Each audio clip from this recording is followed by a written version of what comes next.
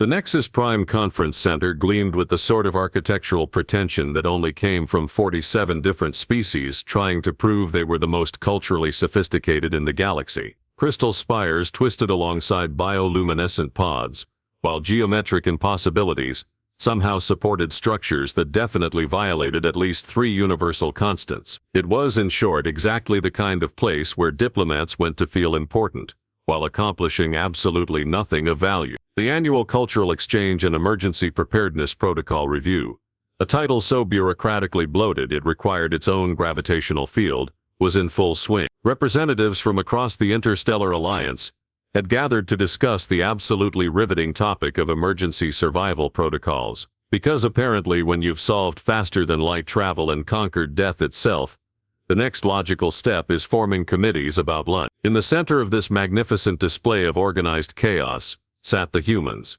All 2 of them. Ambassador Hendricks lounged in his chair with the sort of casual confidence that made every other species vaguely uncomfortable, while his aide took notes on what appeared to be an actual paper notebook.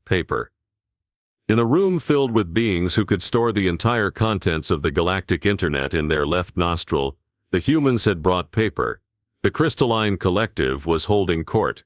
As usual, their representative, a being whose name was apparently a 3-hour musical composition that roughly translated to the resonance of starlight through perfectly ordered carbon matrices, was explaining their emergency sustenance protocols with the sort of enthusiasm typically reserved for describing paint drying. Our photosynthetic energy cubes, the crystal being chimed in harmonics that made nearby glass vibrate, represent the pinnacle of nutritional efficiency.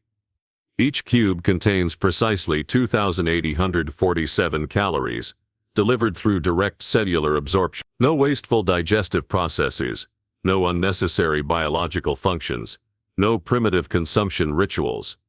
A murmur of appreciation rippled through the assembled delegates. The Aquatic Federation's ambassador, resembling what would happen if someone crossed a dolphin with a filing cabinet, bobbed approvingly in their environmental tank. Indeed, gurgled the aquatic being through their translation device, our compressed algae spheres achieve similar efficiency. 14 essential minerals, 43 vitamins, and a perfect protein matrix, all compressed into a form that dissolves instantly upon contact with any liquid medium. We eliminated the need for chewing 3 evolutionary cycles ago.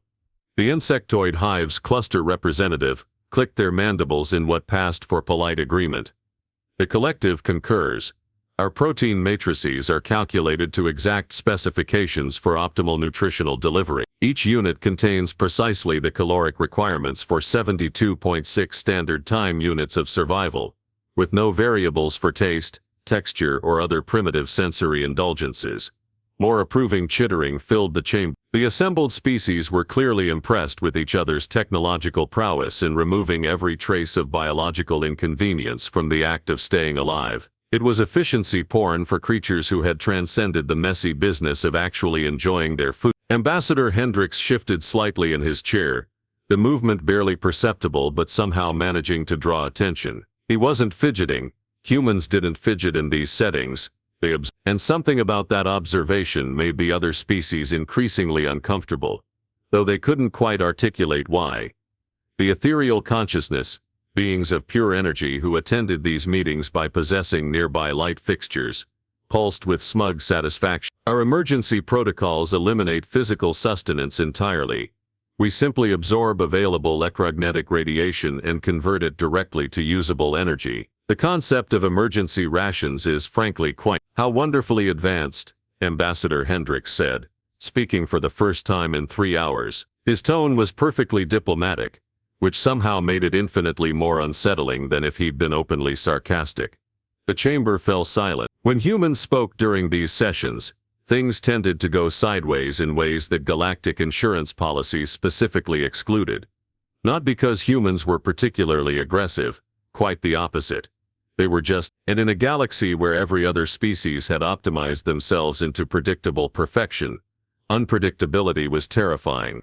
Dr. Yulnith, the chief xenobiologist for the Alliance, leaned forward with academic interest. The reptilian being's scales shifted to a curious shade of blue-green. The human perspective on emergency sustenance would be enlightening, Your species has a reputation for resourcefulness in survival situations. The gaseous collective's representative, currently inhabiting a containment field that looked like an angry thundercloud, sparked with interest. Human emergency protocols must surely represent fascinating efficiency adaptation. Your species' rapid expansion across hostile environments suggests sophisticated nutritional technologies. Oh, we're definitely sophisticated, Hendricks agreed, reaching into his briefcase. Though I suspect our definition of sophisticated might differ from yours. The assembled delegates leaned forward with the sort of academic curiosity that preceded most galactic disasters. They were expecting to see some marvel of human engineering, perhaps nano-constructed nutrients,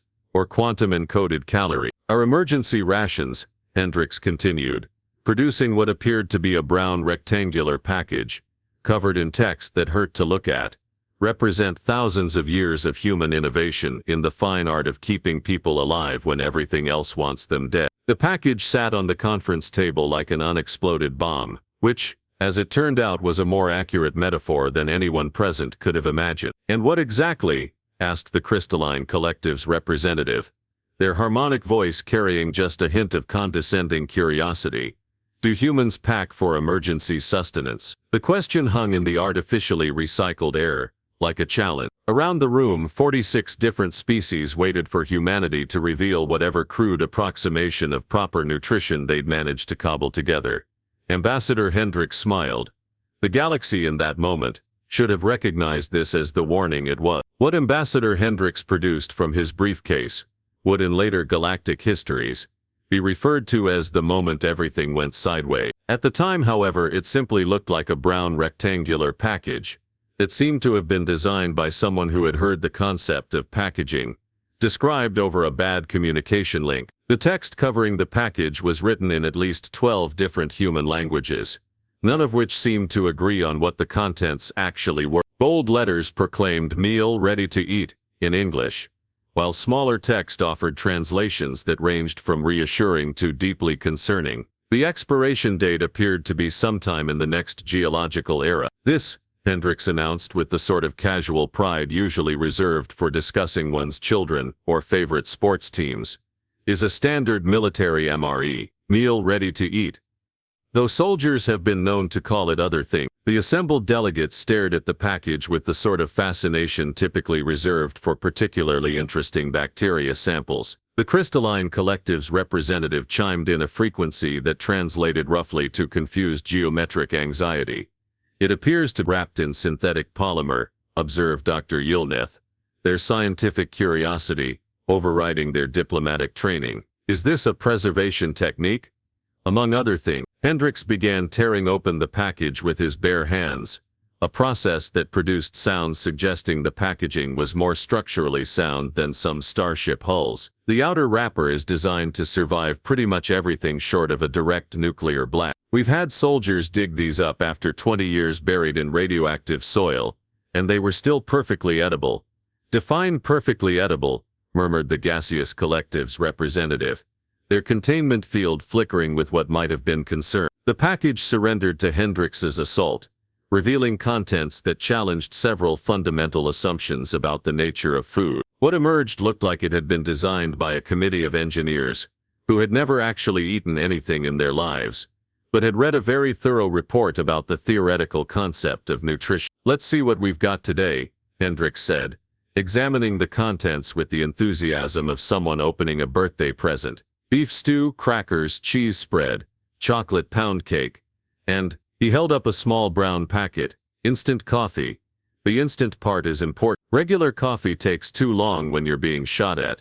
The Aquatic Federation's ambassador made a sound like a dolphin, having an existential crisis. The packaging is extensive. Indeed, each item came in its own individual wrapper, sealed with materials that looked capable of surviving re-entry into planetary atmospheres. The crackers came in a package that crinkled with the sort of authority that suggested it had opinions about structural engineering. The cheese spread resided in a container that appeared to have been designed to contain substances slightly more dangerous than plutonium. Oh, this is the good stuff, Hendricks continued, apparently oblivious to the growing sense of unease around the table. Military specification, designed to keep a human operational in any environment, under any conditions, for extended periods. We've had soldiers live off these for months at a time.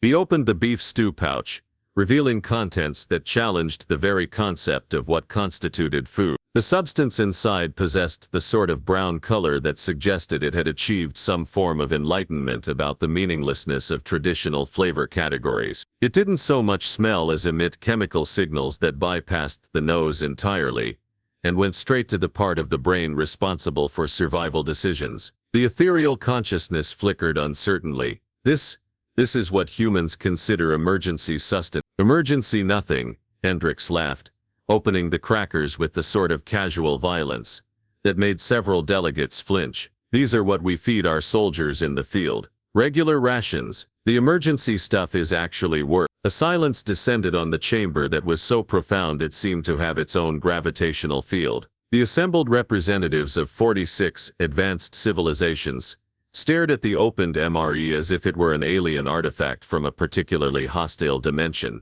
Yilnith activated their portable analyzer, pointing it at the beef stew with the sort of caution typically reserved for handling antimatter. The device immediately began making sounds that suggested it was having some form of electronic breakdown. The preservative content. Yilnith's scales shifted through several colors that didn't have names in most languages. The sodium levels. This is impossible. No biological system could process these chemical concentrations. Oh, it gets better, Hendricks said, squeezing the cheese spread onto a cracker. The cheese spread moved like it was contemplating a career in construction materials. It was orange, not the sort of orange that occurred in nature, but the kind of orange that occurred when nature got tired of being subtle and decided to make a statement. The cracker, meanwhile, had achieved a level of structural integrity that most starship builders would envy. It sat there on the table, supporting the cheese spread, with the sort of confidence that came from knowing it could probably be used as armor plating in a pinch. The caloric density, Yilnith continued, their analyzer making increasingly distressed beeping sounds, appears to violate several conservation laws. How is this physically possible? Human engineering, Hendricks replied, taking a bite of the cracker and cheese combination. The sound it made while being chewed suggested that human teeth were considerably more robust than previously suspected. We've spent generations perfecting the art of making food that refuses to die, spoil or become inedible under any circumstances. The insectoid hive's cluster representative clicked their mandibles in patterns that translated roughly to existential horror mixed with professional respect. Your species consumes this regularly. Define regularly, Hendricks said around his mouth full of what might technically qualify as food. Soldiers eat these daily for months at a time. Civilians keep them in emergency kits. Some people actually prefer them to fresh food. The crystalline collective's harmonic voice cracked slightly. To actual nutrition, there's something to be said for reliability, Hendricks explained, opening the chocolate pound cake. When everything else has gone wrong, when you're hungry and tired and possibly being hunted by things that want to kill you, there's comfort in knowing your food is going to taste exactly the same as it did yesterday, and exactly the same as it will tomorrow. The pound cake emerged from its wrapper like a geometric solid that had been painted brown and told it was dessert. It possessed the sort of structural integrity that suggested it could serve double duty as emergency building material. We need to understand, Yilnith said, their scientific training warring with their survival instincts. The full implications of these rations. Would it be possible to conduct a practical analysis? The words hung in the air like a challenge to the fundamental order of the universe. You want to taste test human military rations? Hendricks asked, his expression carefully neutral. Around the table, 46 different species suddenly realized they had just volunteered for what might be the most dangerous experiment in galactic history. For science, Yilnith said, though their voice suggested they were already regretting their professional curiosity. Hendricks smiled again. This time, everyone in the room recognized it as the warning it was. Unfortunately, it was already too late. What followed would be remembered in diplomatic circles as the great tasting disaster of Nexus Prime, though the official records would be sealed for the next 300 years to prevent mass panic across civilized space. At the time, however, It simply began with 46 different species trying to figure out how to consume something that their collective scientific knowledge suggested should not technically qualify as edible matter. The gaseous collective volunteered first, which was their first mistake. Their representatives' containment field shimmered as they attempted to analyze the molecular structure of the beef stew through direct energy absorption. What happened next challenged fundamental assumptions about the relationship between matter and energy. Fascinating, the gas being pulsed, their field shifting to colors that didn't exist in most spectrums. The chemical complexity is unexpected. We are detecting compounds that appear to be simultaneously organic and synthetic, with preservative matrices that the containment field suddenly contracted to half its size, flickering like a dying star. Emergency alarms began sounding as the being's energy signature went haywire. "Medical emergency," Dr. Yilnith shouted, rushing to stabilize the collapsing field. "The entity is experiencing some form of molecular incompatibility reaction." "Oh," Hendricks said mildly, still chewing his cracker. "You probably shouldn't try to energy absorb the preservative. We're not entirely sure what some of them are." The crystalline collective's representative took a different approach, attempting to integrate a microscopic sample of the cheese spread into their lattice structure. This was their second mistake, though they wouldn't realize it until their perfect geometric form began developing what could only be described as indigestion angles. The sodium content, they chimed in increasingly distressed harmonics, is restructuring our crystalline matrix. We are experiencing flavors. This should not be possible. Crystals do not taste. Their form began shifting, developing regular protrusions that pulsed with orange light. Emergency medical technicians surrounded them as their harmonic song became increasingly discordant. "Yeah, that happens sometimes," Hendricks observed. "The cheese spread is pretty aggressive. We usually warn people about that." The Verdanian delegate, a plant-like being whose species had achieved consciousness through photosynthesis and pure smugness, approached the beef stew with the confidence of someone who had never encountered processed meat. This confidence lasted approximately, "What?" they whispered, their leaf-like appendages recoiling as if they'd been electrocuted. "What did you do to this animal?" "Which part?" Hendricks asked. "The meat processing, the chemical preservation, or the part where we made it shelf-stable for the next geological era?" The Verdanian's chlorophyll-based complexion turned a shade of green that suggested their photosynthetic processes were having some form of existential crisis. "This creature, it died thousands of years ago, didn't it?" "Oh no," Hendricks assured them. "The meat is much fresher than, it's only been dead a few years. The preservation process just makes it taste like it's been dead longer." 3 different species required emergency medical attention simultaneously as translation algorithms struggled to process the concept of aging meat for flavor, in ways that didn't cause immediate psychological trauma. The Aquatic Federation's representative had been observing the chaos with increasing concern, but their scientific curiosity eventually overcame their survival instincts. They carefully extracted a microscopic sample of the beef stew into their tank, where it immediately began doing things to their carefully maintained ecosystem that violated several laws of aquatic biology. "The bacterial content," they gurgled through their translation device, "is both dead and alive simultaneously. How is this possible?" "Radiation treatment," Hendricks explained helpfully, "kills the harmful bacteria, leaves the flavor-enhancing bacteria mostly intact. It's all about balance." The aquatic being's tank began developing what could only be described as a bacterial light show, as their immune system encountered microorganisms that had been crafted by human food scientists with the sort of casual disregard for natural law that characterized most human engineering projects. "Evacuation protocols activated," announced the medical emergency system as half the conference chamber became an impromptu triage center. Multiple species experiencing adverse reactions to unknown chemical compounds. Yilnith, meanwhile, had made the catastrophic decision to conduct a direct taste analysis of the chocolate pound cake. Their reptilian physiology, they reasoned, should be robust enough to handle any reasonable nutritional challenge. This reasoning lasted until the cake's chocolate substitute began interacting with their cognitive centers, in ways that chocolate substitute was definitely not supposed to interact with anything. "The sugar content," Yulnith announced in a voice that suggested they were receiving revelations about the fundamental nature of sweetness.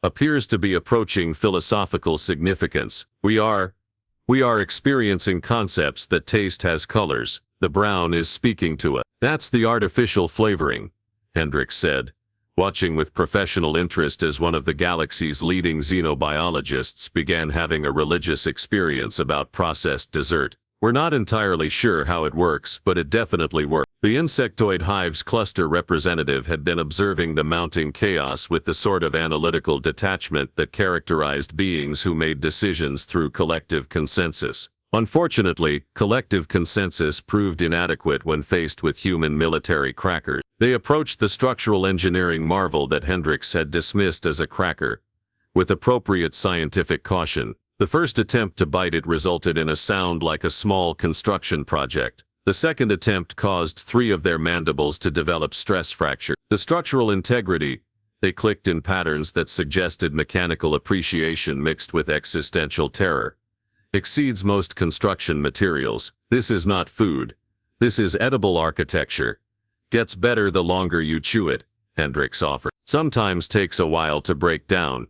The collective had begun treating the cracker as an engineering problem, assigning different cluster members to attack it from various angles. What they discovered was that human emergency rations had been designed by people who understood that sometimes food needed to double as emergency equipment. Analysis complete, announced the chamber's emergency medical system in a tone that suggested it was having second thoughts about its chosen profession. Multiple toxic reactions detected.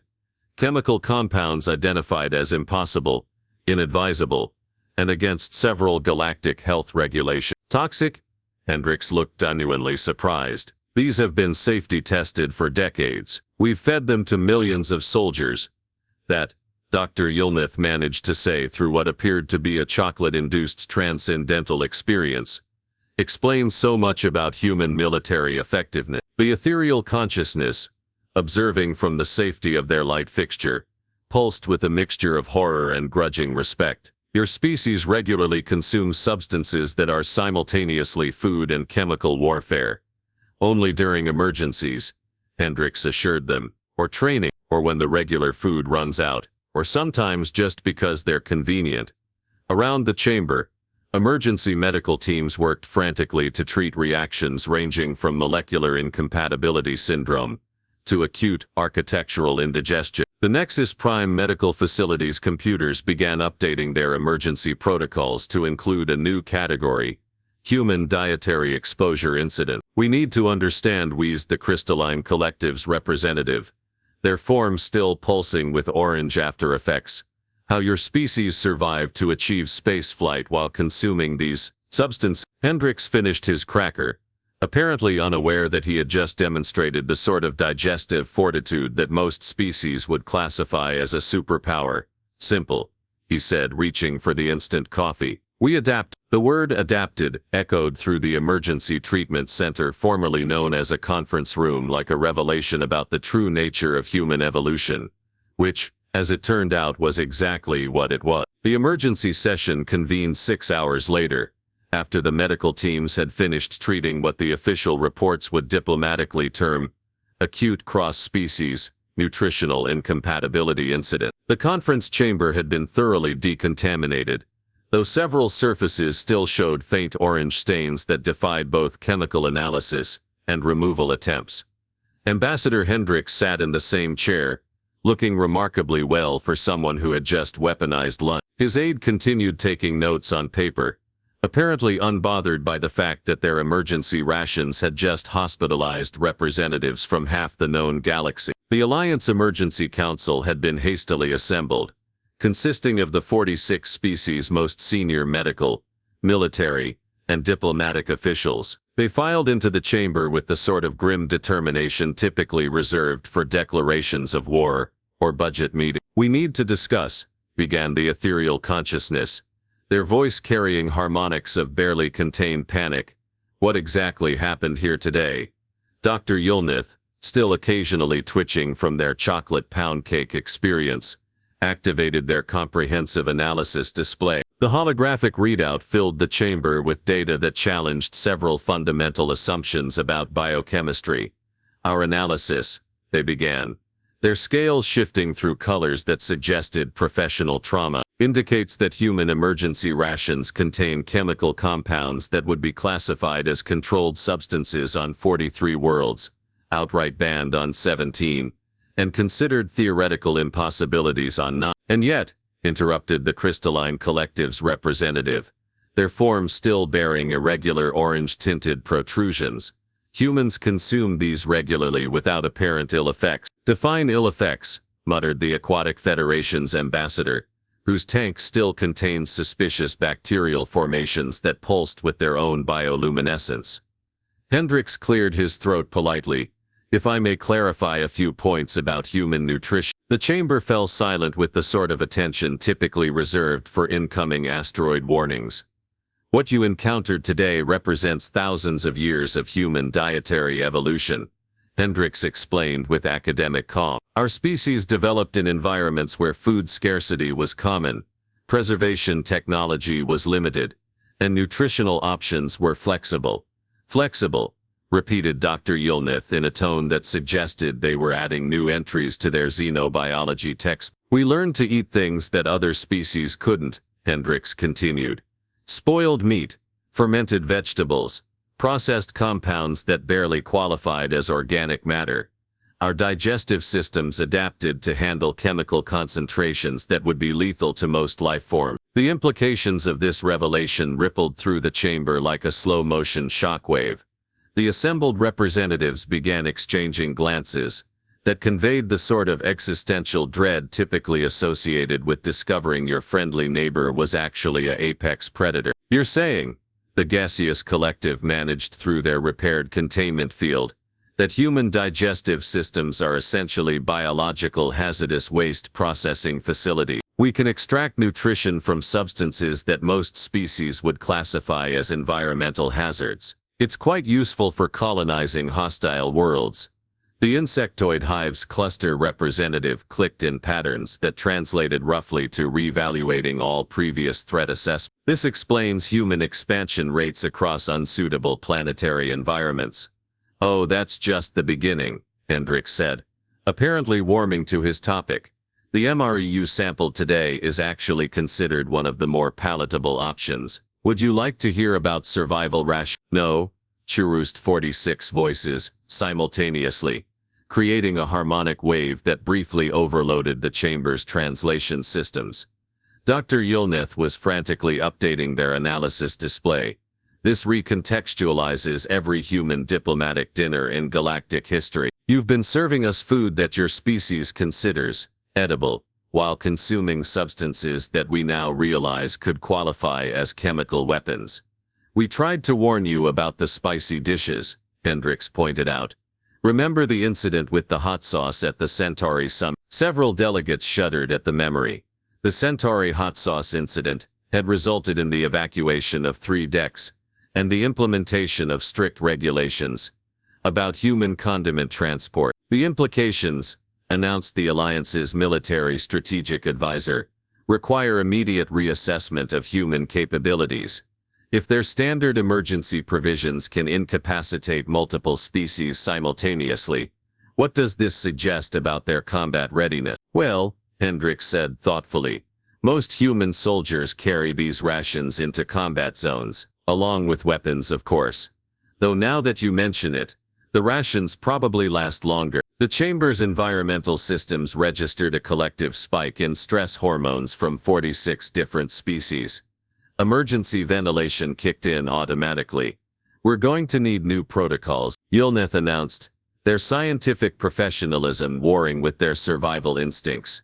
Mandatory warnings for any event involving human food preparation. Hazmat procedures for diplomatic dinners. Emergency medical teams on standby for cultural exchange program. That seems excessive, Hendricks protested mildly. We're perfectly happy to share our food with anyone who wants to try it. The silence that followed this offer was so profound it seemed to bend space-time slightly. Perhaps, suggested the ethereal consciousness diplomatically, We could establish separate dining protocols for human-attended functions. Standard human cuisine and emergency rations are different categories entirely, Hendricks assured them, though I should mention that this particular MRE was actually one of the milder ones. The beef and black bean option is much more robust. There are worse ones?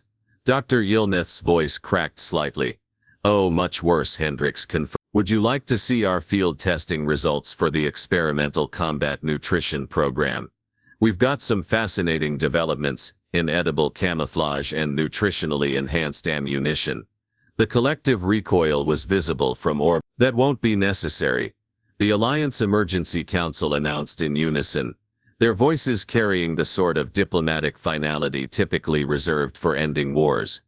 Right then, Hendricks said, closing his briefcase with casual efficiency. I'll file our emergency ration specifications with the Alliance database for reference purposes.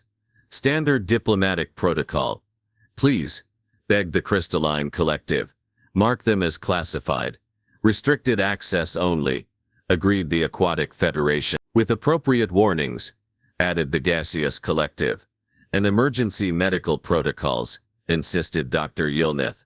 And possibly a new threat category, muttered the Alliance military advisor. As the session concluded, and delegates fled the chamber with unprecedented speed, Ambassador Hendricks packed up his materials with the sort of satisfied efficiency that came from a job well done. His aide finished their notes and closed their paper notebook. Successful cultural exchange, the aide asked. I'd say so, Hendricks replied, watching through the viewport as 46 different species ships prepared for immediate departure. Though I suspect next year's summit menu might be a bit more limited. In the depths of Alliance headquarters, emergency protocols were being rewritten, threat assessments were being updated, and a new file was being created in the classified archives.